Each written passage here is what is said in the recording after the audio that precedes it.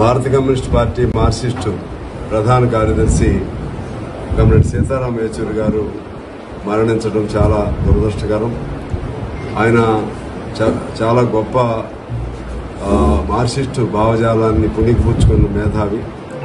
చిన్న వయసులోనే జేఎన్టీయూలో అధ్యక్షుడిగా, అంటే కాలేజ్ డేస్లో అధ్యక్షుడిగా గెలుపొందటం, ఆ తర్వాత చిన్న వయసులోనే మార్క్సిస్ట్ పార్టీ కార్యదర్శి వర్గ సభ్యులుగా, అంటే ఆ రోజుల్లో జ్యోతిబాస్ గారు, అలాగే హరికృష్ణ సింగ్, సూర్జిత్ గారు, అటువంటి హేమాహేములు ఉన్న టైంలోనే సీతారాం యేచూరి గారు, ప్రకాష్ కారత్ గారు, వారిద్దరు కూడా యూత్ స్టూడెంట్స్గా ఉండి ఆ తక్కువ వయసులో సెక్రటేరియట్లో ఉండటం, అలాగే మార్క్సిస్ట్ పార్టీ తీసుకున్న అన్ని ప్రధాన నిర్ణయాలని ప్రభావితం చేయగలిగిన శక్తివంతమైన నాయకత్వం ఆనాటి నుంచి వారు చూపెట్టడం జరిగింది. అదే పద్ధతుల్లో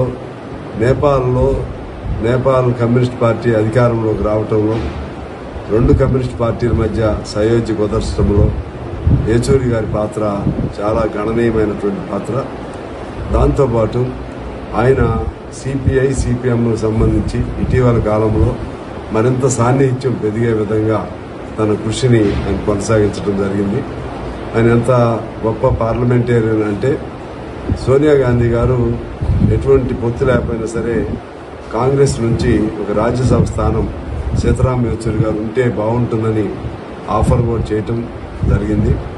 అదే పద్ధతుల్లో సీతారాం యేచూరి గారు ఆయన గొప్ప బ్యాక్గ్రౌండ్, సామాజిక బ్యాక్గ్రౌండ్ గొప్ప బ్యాక్గ్రౌండ్ అయినప్పటికీ కూడా చిన్నతనం నుంచి ఢిల్లీలోనే ఉండటం జరిగింది. తన సామాన్యుడిగా తన జీవితాన్ని ఒక సామాన్యమైన కమ్యూనిస్టుగా గడపడం జరిగింది.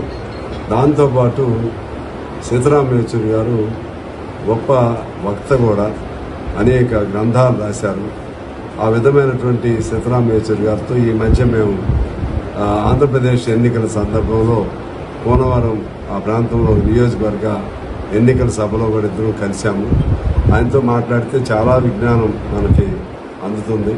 తర్వాత ఎంత సంక్లిష్టమైన సమస్య అయినా కూడా ఆయన ఎప్పుడు చిరునవ్వు వదలకుండా దాన్ని పరిష్కారం చేయగలిగినటువంటి గొప్ప శక్తివంతమైనటువంటి వ్యక్తి ఆయన మరణం ఒక సిపిఎంకే కాదు, టోటల్గా సిపిఐ కమ్యూనిస్టు ఉద్యమానికి అది తీరని విఘాతం. అలాగే భారతదేశంలోని ప్రతి గొంతు, ఒక భారతదేశమే కాదు, ఆయన విశ్వ కమ్యూనిస్టు అనుకోవాలని, ఆయన అంతర్జాతీయ కమ్యూనిస్టు నాయకుడు. ప్రత్యేకించి భారతదేశంలో పేద వర్గాలకి, కార్మిక వర్గాలకి, అలాగే ఆ హక్కులు కోల్పోతున్నటువంటి అణగారిన వర్గాల తరఫున ఆయన ఒక హక్కు. అందరి గొంతులు వినిపించగలిగిన గొప్ప గొంతు ఆయన. ఆ గొంతు వాళ్ళు మోగపోవటం చాలా దురదృష్టకరం.